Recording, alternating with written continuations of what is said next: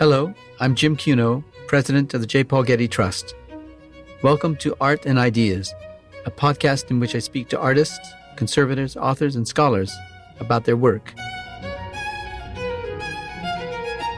We hear the security guards talking to one another on the walkie-talkie, saying that there's a man on the line saying that he has a stolen painting. And I wish somebody could have seen us because we just stopped our conversation and Jill's eyes got big and she said, "Oh my gosh, are we going to remember this moment for the rest of our lives?"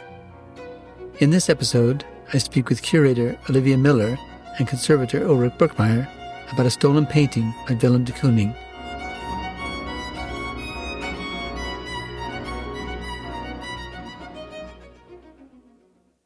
In 1953, Willem de Kooning exhibited a series of paintings on the theme of the woman. A year later, in 1954-55, he painted Woman-Ochre, which was given to the University of Arizona Museum of Art in 1958 by its owner, Edward Joseph Gallagher, Jr. The painting was regularly shown at the museum until 1985, when a couple distracted a security guard, cut the painting from its frame, rolled it up, and surreptitiously took it away. 32 years later, in 2017, 3 men purchased the painting from the estate of a deceased couple and displayed it in their antique store, where it was soon identified for what it was, the long-missing de Kooning. The University Museum quickly dispatched staff members to retrieve it. Not long afterwards, the Getty was contacted, and Ulrich Birkmeyer, senior conservator at the Getty Museum, and Tom Lerner, head of science at the Getty Conservation Institute, agreed to analyze and treat the painting. I recently met with Olivia Miller, curator of exhibitions at the University of Arizona Museum of Art, and Ulrich Birkmeyer to hear what they learned about the painting during the restoration process, which is still underway. Ulrich and Olivia, thank you for joining me on this podcast. Now, forgive me, Olivia, but I'm going to spend the first few questions on the materiality of the painting, the kind of questions that Ulrich, as a conservator, is more prepared to answer, probably. And then I'll circle back to you and to the ownership history of the painting. Okay, Ulrich, Willem de Kooning painted the picture in question, Woman-Ochre, during the winter of 1954-55, at the height of his figure painting period, which is roughly from 1948 to 1965. Describe the painting for us, both its formal and material properties. So, de Kooning painted Woman-Ochre, as you mentioned, in the winter of 1954-55. It shows a highly stylized, abstracted, seated nude woman facing the viewer squarely with her arms at her side, emphasizing the square shape of the composition. Her head and face are distorted in a grimace and somewhat less finished or fleshed out than the rest of the figure. The figure is painted in hues of yellow, turquoise, red, green, and orange, and pretty much fills the canvas, which is about 30 by 40 inches in dimensions, and is set against a neutral gray background. So what is interesting to me is the title Woman-Ochre, because you don't really see much in terms of ochre in the painting. Do you think he knew what he was saying when he said ochre? In other words, do you think that the kind of brownish yellow colors that we see were ochre colors? Yeah. I think probably the overall effect of having these different colors and hues set against each other, the yellow, the orange, the reds, sort of make for a somewhat overall ochre effect. Yeah. In terms of how it was painted, how does it fall within his oeuvre? I know that subject matter-wise, it fits perfectly within the women's figure painting series that he painted, but in terms of the way it was painted, how does it fall? Yeah. I think it's probably best seen and understood in relation or in the context of the other works from this very prolific period of the 1950s that has the subject of the Woman series. It's a period that covers more than 2 decades, almost 3 decades, between the 40s and the 60s, during which de Kooning explored the female figure, and actually rather obsessively so, one could say. Early representations like the Queen of Hearts from 1943 till 1946 is still very much traditional and figurative. But in 1950, there's a clear break marked by Woman 1, which is now at MoMA, which was painted over a period of almost 2 years, with the painting constantly shifting, changing, morphing. In fact, de Kooning was famously unable to finish a painting, often struggling with some details for months at a time. Did he paint from a figure? He did. In some cases, we know that he used models, but he also took inspiration from ads, newspapers, magazines. So the faces, the grimacing faces, are often inspired by magazine ads, actually. Now, I read in the mid-50s, when he was painting this picture, that he was no longer building up his paintings in these distinct stages, wet over dry, but rather wet into wet. What does that mean, wet over dry and wet into wet? And what would make him want to make that change? Yeah, the traditional prescribed manner in which you build up a painting would have been wet over dry. So you'd let one application of paint dry and then paint a second on top? Yeah, you build it up in layers. And this is not the case with the Woman series, because you have a very gestural sort of action painting mode of technique. And so he used paints still in layers, but it could be applied very quickly, one session at a time. And then he would step back and evaluate the composition and maybe let it dry, but the next day or a week later, change the composition and sometimes even erase some of the underlying layers. Now, this is not the case with Woman-Ochre, though. Woman-Ochre was actually painted very, very directly and with a relatively spare amount of paint, directly painted onto the pre-primed canvas. The figure itself is painted with black strokes to distinguish the form of the figure from the body of the figure. Is the black the last thing painted on there, on the painting? So the black plays, of course, a very, very important role in de Kooning's paintings. Sometimes, as it is the case here, you're looking at paint, black paint, which in this case is an alkyd paint. Sometimes you look actually at charcoal, because de Kooning integrated charcoal, which is traditionally a drawing material, very, very frequently in his paintings. In the 40s, he used charcoal more as a drawing and then would later fill the canvas with paint. But he increasingly used the charcoal also in between layers and sometimes even on top of the paint to emphasize the outlines of the figure, as you can see in this painting. Yeah, I've read somewhere that one can find still the fibrous particles of charcoal blended into the paintings. What would be the effect of that and the visual effect of that? Did it sparkle on the surface? Yeah. It would definitely have a distinct effect, since the charcoal really has a different surface effect than the paint. But I think in his case, he really used it to go back in, re-emphasize some of the shapes, some of the outlines. And he did not use the charcoal as a traditional underdrawing, but rather as a vehicle to go in later and re-emphasize, as I mentioned earlier, some of these shapes and outlines. So during this period, it's also said that de Kooning adapted his painting methods and materials to his urban subject matter, the dense squalor of the city, as one author put it, and that this contrasts with the brightly hued paintings of the 1960s when he was painting in Sag Harbor on Long Island. Ulrich, do you buy that comparison between the grittiness of the city and the brightly hued paintings on Long Island? Yeah, that's a really good question, and I'm going to have to think about this one. I mean, I'm not sure I would go as far as saying that he adapted his technique and materials to the urban subject matter, though, maybe there is something to the statement. We certainly do see a shift in the use of materials when he moves to Long Island. And there were probably several factors involved. like the change of light, the state of his mind, the shift towards more abstracted, fluid compositions. In fact, by the time de Kooning painted Woman, Sag Harbor in 1964, he had actually discontinued his use of house paints and instead was adding safflower cooking oil to artist's oil paints. He used these rather unconventional materials to be able to have a longer working time, so it would stay wet for a long time.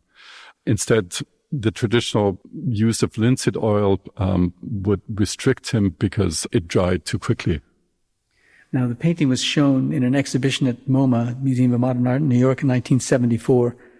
It was decided then to line the painting to address the damage it had suffered 7 years earlier. How does one line a painting, and how can it address the damage of a painting?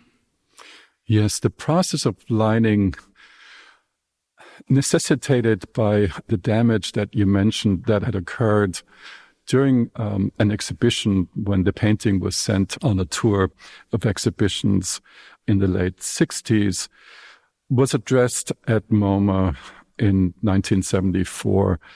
And it involved the relining of the painting. So the secondary canvas that is adhered to the back of the painting acts as a support for the canvas that you see in front of us.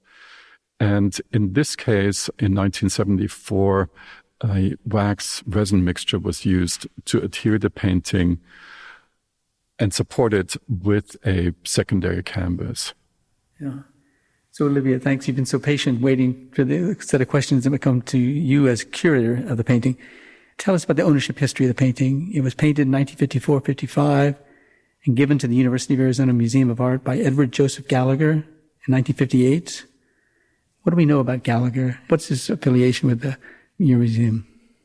Yeah, so the story about Edward Gallagher Jr. is actually pretty interesting. He was from Baltimore. We know that he worked as an architect. And his connection to Arizona was initially that he liked to go out and visit. So we know he went out to Arizona in 1915. He went to the Grand Canyon. And about a decade later, he was going out to Arizona more regularly because he would go and he would work on a dude ranch near Tombstone. So Tombstone's about an hour and a half from Tucson. So he had this connection to the Southwest, this love of Arizona, especially coming from a big East Coast city. Now, his connection to the University of Arizona specifically started in November of 1957. So he had read an article in Life magazine. This article was called The Great Crest Giveaway.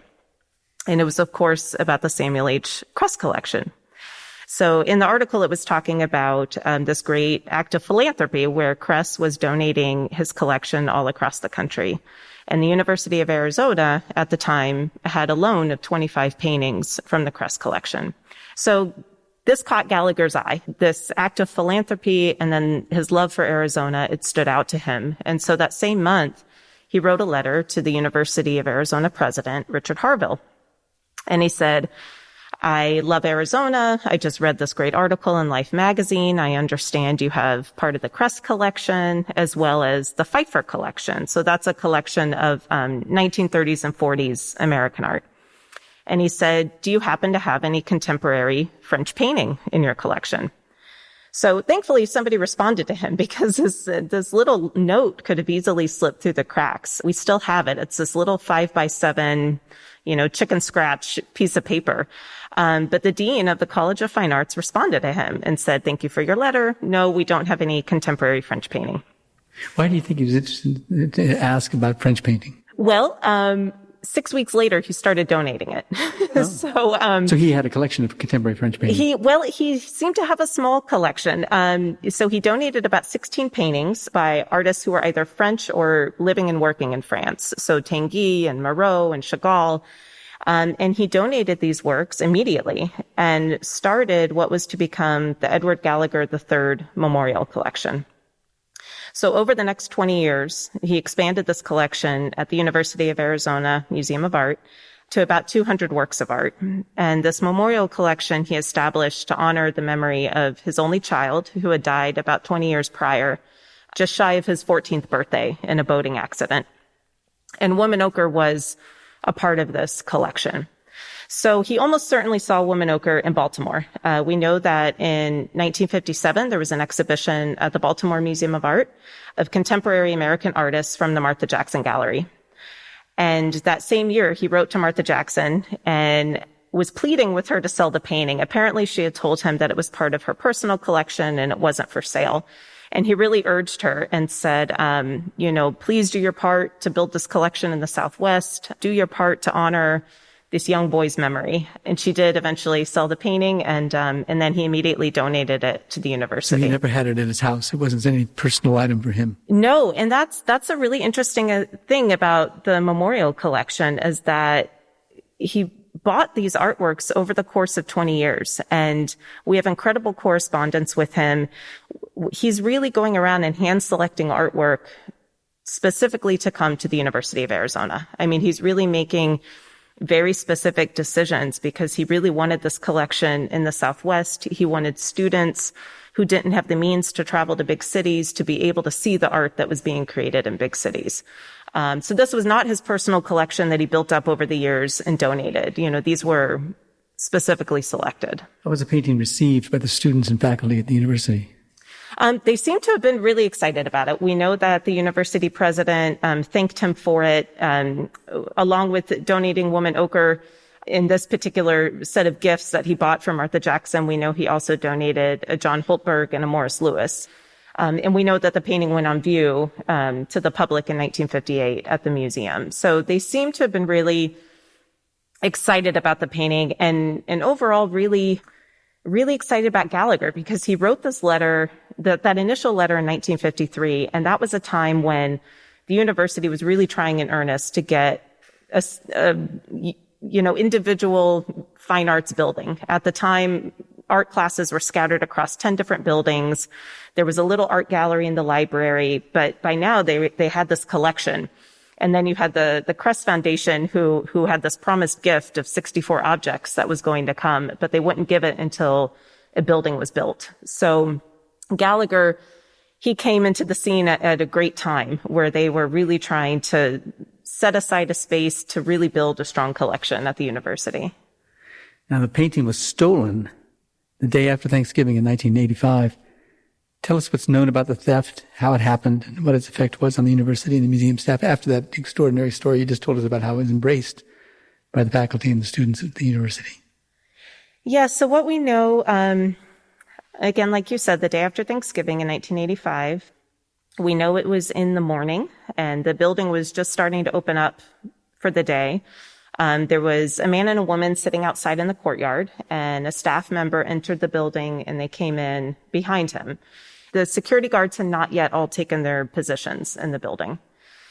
The man proceeded upstairs to the second floor, and the security guard began upstairs to go take her position up there. But the woman stopped her to talk to her about the painting that hangs in the stairwell. We now know that that was clearly a method to distract her and prevent her from going upstairs. About 5 to 10 minutes later, the man came back down and the couple left the museum. And the security guard continued upstairs, walked through the galleries, and that's when she realized that Woman-Ochre had been cut from its frame, leaving only the wax lining behind. So by the time the security guards got outside, the car was gone. There was a witness who described the car as being a rust-colored sports sedan with louvers in the back window, but they weren't able to get a license plate number. They did not leave behind fingerprints, and unfortunately at the time we did not have a video camera system at the museum. And so although the University of Arizona Police Department followed up with a number of leads and got a number of statements, the case went cold very quickly. We know the director was quite obviously horrified. He was also really upset because he knew that the museum was vulnerable. But despite this, he still maintained a sense of optimism. He said, I think there is a good chance that the painting could come back. And I really wish he would still be alive to be able to see it come back, because he was right. What about the alleged thieves? What do we know about them? Well, what we know is the painting was stolen in 1985, and it was found in 2017 hidden behind the bedroom door. Well, I say hidden, hanging behind the bedroom door of a couple named Jerry and Rita Alter. Jerry and Rita Alter were from New York. We know that Jerry worked for the New York City schools as a music teacher. And we know he retired fairly young. And he and his wife and their 2 children relocated out to Cliff, New Mexico. Cliff is a very small town. They moved out there in the late 1970s. Even now, it's still fairly remote. There's only a few hundred people who live there. So I can only imagine how small it was when they lived there. How far from the university is it? Cliff is about 3.5 hours from the University of Arizona, and it's about 40 minutes from Silver City, New Mexico. So they went out there in the late 1970s. They bought about 20 acres of land. They built a house there. Rita worked as a speech pathologist for the public schools. And Jerry, we know he was a musician. We know he was a Sunday painter. His house was covered in his paintings. And we know they were very adventurous. They traveled to more than 100 countries. They left behind all kinds of travel journals and photos. And we know they had family in Tucson. Oh, tell us about the theft of the painting and the effects of the theft on this painting itself.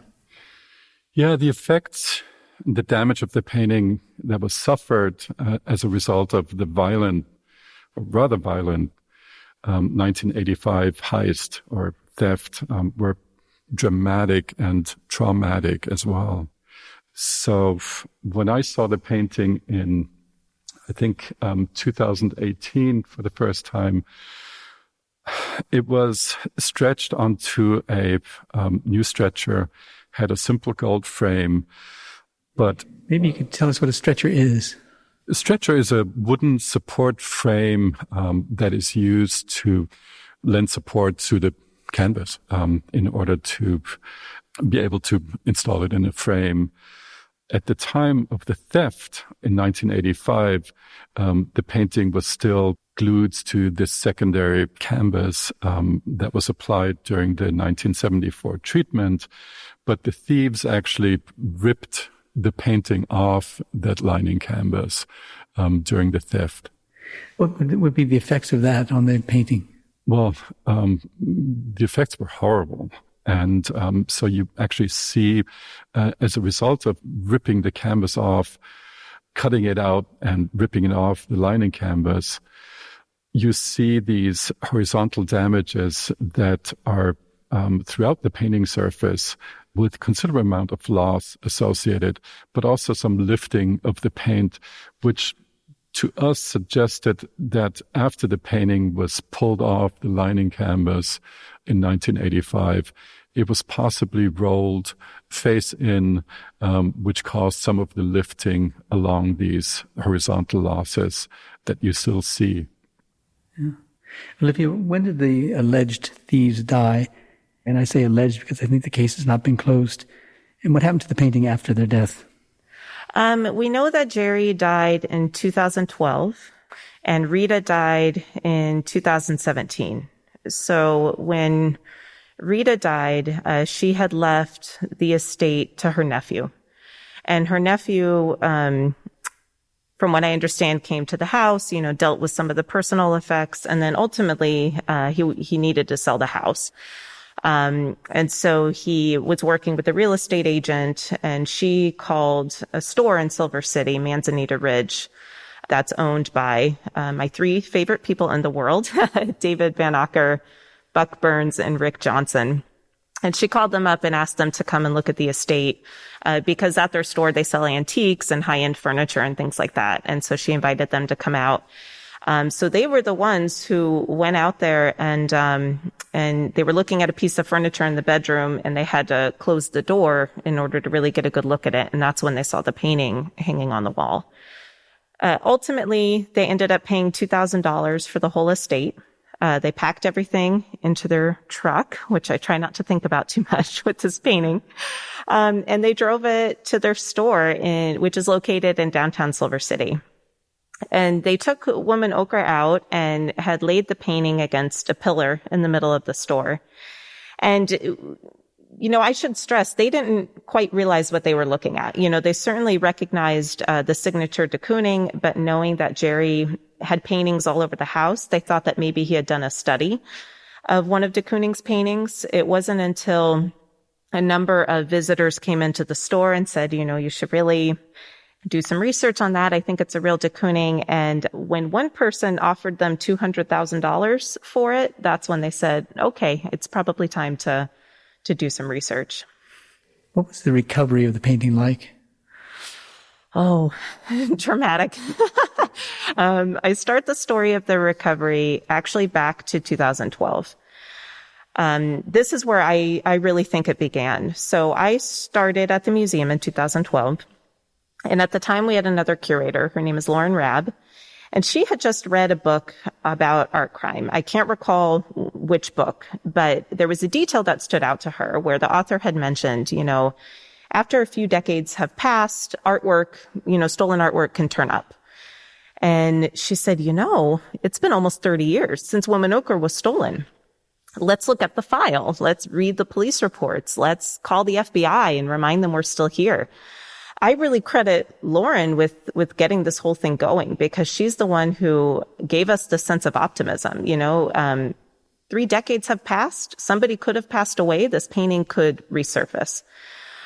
So even after Lauren left the museum in 2015, we were still very motivated by her, and we decided to hold an art crime event to commemorate the 30th anniversary of the theft. And so we hung up the empty frame. We gave a public presentation talking about the theft. And we had Special Agent Meredith Savona from the FBI art crime team come out and talk about the art crime team. And we had a lot of attendees come to the event. We got a lot of press. And it's exactly what we needed for the painting to come back, because being stolen in 1985, there was nothing about it on the internet. Unless you were specifically looking at the National Stolen Art File, you would never come across this painting. And so we knew we needed to get the story out there, and that's what we did. So fast forward to August 2017. I'm sitting in my office. I'm talking to Jill McCleary, who at the time was the museum's archivist, and she's now the deputy director. And we're chit-chatting, and we hear the security guards talking to one another on the walkie-talkie, saying that there's a man on the line saying that he has a stolen painting. And I wish somebody could have seen us because we just stopped our conversation, and Jill's eyes got big, and she said, "Oh my gosh, are we going to remember this moment for the rest of our lives?" And the call gets transferred to me, and there's a man on the line, and he says... Where was the man calling from? He was calling from Silver City, calling from Manzanita Ridge. So David Van Ocker was on the line, and he said, I have your painting. He said, I bought some items at an estate. I was doing research on them. And he said, I'm looking at an article from the Arizona Republic from 2015, and I'm looking at the painting in my store. And he said, they are the same painting. And he said, I want you to have it back. Let me know what I need to do. So, naturally I was, freaking out in my head, but obviously trying to be realistic. First and foremost, I wanted to ensure that he was talking about an actual painting, because we fairly regularly get calls from people who think they have, a treasure that they found at a thrift store, and it turns out to be a reproduction of some kind. And so I wanted to be sure that this wasn't a poster or something like that. And, so I asked him to send me detailed photos. I wanted the signature. I wanted photos taken at an angle so I could see the surface of the paint and try to get an understanding that there was some texture to it. And one of the things I really wanted was a detail of the lines, because he specifically said there are lines across the canvas. It looks like it's been rolled up. And that was a detail that really stood out to me. The lines were broken bits of paint? Yes. They weren't drawn lines? No, broken. So as Ulrich explained, when they were peeling it from the wax lining, those cracks. So that's what David was referring to. So he sent me the photos, and And honestly, we're all losing our minds because we know that this could really be the painting. And I asked him to send the dimensions, and he said, "Oh, it's roughly 29 by 39." And I just said, "Oh my God, we have to call the police." And so we called the University of Arizona Police Department. They came over right away, and we sent all of the photos to Meredith Savona from the FBI. And then we didn't hear anything. And that was the longest night of my life, the longest night of David's life, because we were really panicked. We thought, gosh, David sounds so nice. He sounds very genuine. He wants to return the painting. But at the same time, we didn't know who he was. And we were also really afraid that he would start looking up auction records or something, and that this painting would end up getting held in court for years. So it was this simultaneous elation, that, oh my God, this could really be the painting. And then the simultaneous feeling of dread that we might be so close yet so far from actually getting the painting. We did end up getting the painting, of course. So the next night, we were able to drive out to Silver City, and it was a very long day, very long evening. There were some kinks in the road in terms of getting access to the painting, but we got it, and we went out there and we stored it at the sheriff's station, and I'll never get over it. So the painting was recovered in 2017, 32 years after it was stolen. How do you close that case?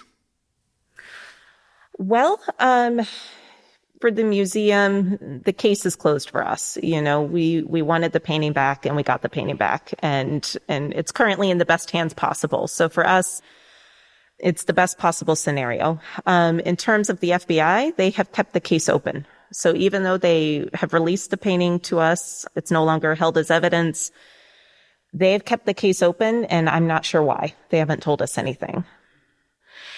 I don't know if we'll ever know, first of all, exactly if they were indeed the people who stole the painting, and if they were, exactly why. It's hard for me to get into the mind of why somebody would steal a work of art, but what we do know is that they were very adventurous people. All of the travels they did around the world. We know that Jerry loved painting, and we know that they had family in Tucson. So perhaps this was just, another adventure to kind of check off on their list. It's really hard to say. It's hard not to think that they could have been the thieves, especially because Jerry Alter wrote a book called The Cup and the Lip, and it's a sort of semi-autobiographical compilation of short stories that are all really bizarre. And one in particular is called The Eye of the Jaguar. And it's about jewel thieves, a grandmother and a granddaughter who go into a museum and steal an emerald. And there are some parallels to what happened at the University of Arizona. But the strangest and kind of most eerie part about the story is that it ends with describing how they got away with the theft, and that there are only 2 pairs of eyes there who are able to see this emerald. So when we think about that and this painting hanging in their bedroom behind the door, it does make you wonder. Now, when and why did you contact the Getty about conserving it? We reached out to the Getty in 2018. So the FBI kept the painting. I mean, we had it in our possession, but they were holding it as evidence for about a year. So 2018, we were finally able to start making decisions about where it should go for conservation. And it was actually Susan Lake, expert on de Kooning's materials. She was the one who said, you might want to contact the Getty and see if this is a partnership that you could arrange. And it was the most obvious choice for us for a number of reasons. One is we had lent a Pacino painting to the Getty back in 2012 for an exhibition, Florence at the Dawn of the Renaissance. And we were just so impressed with the really holistic approach that the Getty takes to their exhibitions, where there's this harmony of art history and technical art history that come together in really creative ways. Logistically speaking, it made sense because the Getty has everything. All of the people are here. All of the equipment is here. We didn't want the painting to have to bump around from a studio to be driven over for, technical analysis, and all of the resources are here. And lastly, and probably most importantly, apart from getting the object conserved, is we really want to make up for lost time. This painting was stolen. The public was deprived of it for more than 30 years. And we want as many people to see it as possible. We want something good to come out of it. And we know that the Getty is really incredible of not only advancing the field of Technicolor history and getting new scholarship out there, but also disseminating this information in ways that is really accessible to the public. And so we know a lot of people will be able to come here and see it. Those who can't come will be able to experience it in other ways, digitally. So for us, it's truly the best scenario we ever could have hoped for. And we're really grateful that the Getty took on this project. So Ulrich, you and your colleagues have been working on the painting for some couple of years by now, I guess. What's the status of it? What was it like when you first saw it? And what is it like now? Yeah. First of all, Olivia, thank you so much for entrusting us with this painting. It really takes a village. And as you heard, the damages resulting from the theft were considerable and very complex.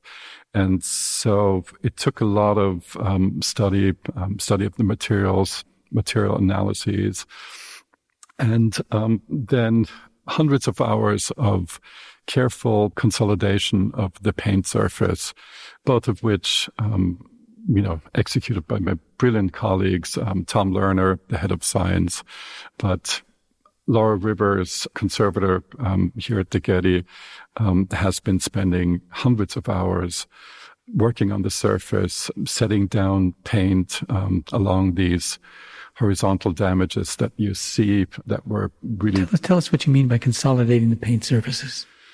So, as a result of the theft, you had all this paint on the surface along the horizontal lines where you have losses of paint, where the paint actually lifted up.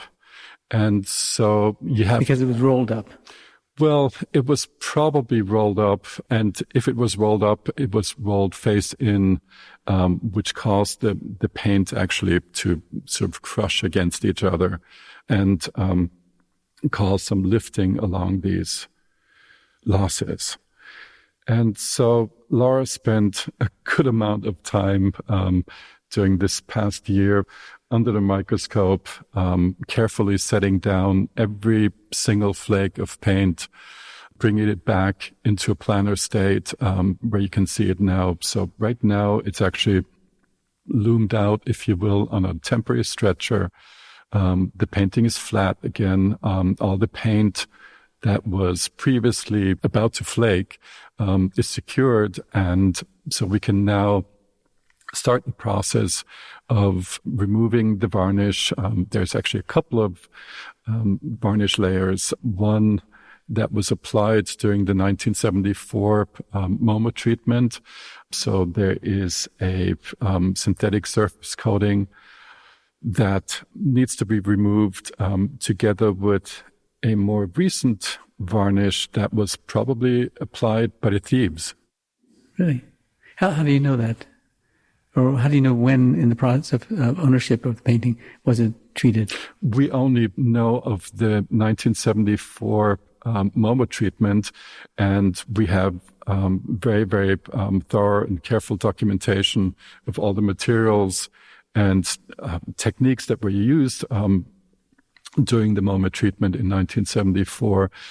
So we knew what to expect in terms of materials from that conservation treatment.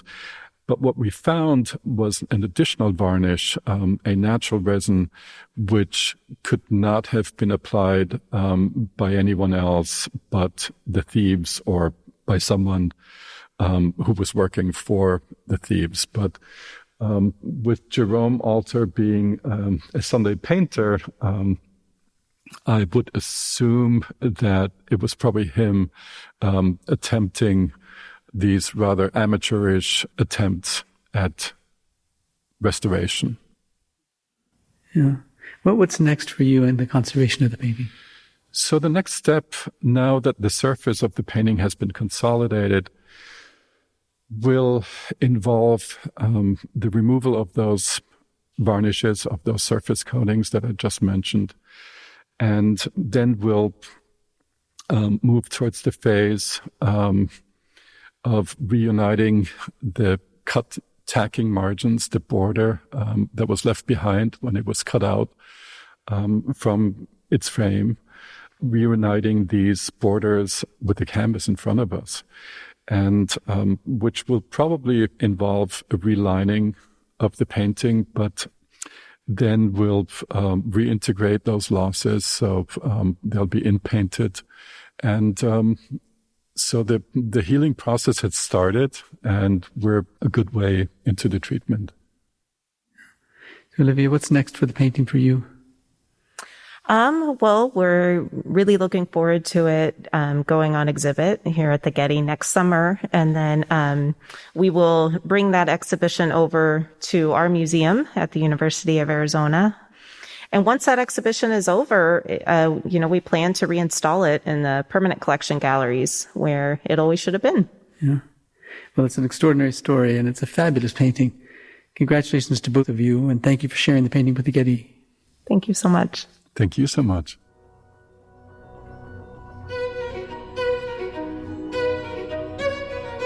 This episode was produced by Zoe Goldman, with audio production by Gideon Brower and mixing by Mike Dodge-Weisskopf.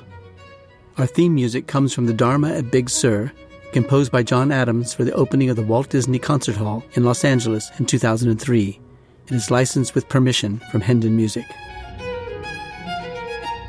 Look for new episodes of Arts and Ideas every other Wednesday. Subscribe on Apple Podcasts, Spotify, and other podcast platforms. For photos, transcripts, and more resources, visit getty.edu/podcasts, or if you have a question or an idea for an upcoming episode, write to us at podcasts@getty.edu. Thanks for listening.